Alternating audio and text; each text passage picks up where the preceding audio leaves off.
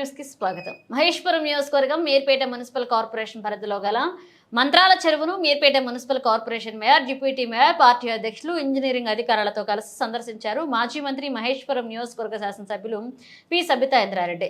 ఈ సందర్భంగా మాజీ మంత్రి, మహేశ్వరం నియోజకవర్గ శాసనసభ్యురాలు సబితా ఇంద్రారెడ్డి మాట్లాడుతూ చెరువుల సుందరీకరణలో భాగంగా పెండింగ్ లో ఉన్న పనులను త్వరితగిన పూర్తి చేసి డ్రైనేజీ వాటర్ చెరువులో కలవకుండా తగు చర్యలు తీసుకోవాలని, వర్షాకాలంలోపు ప్రజలకు అందుబాటులో ఉండేటట్లుగా చర్యలు తీసుకోవాలని అధికారులకు స్పష్టమైన ఆదేశాలు ఇవ్వడం జరిగింది.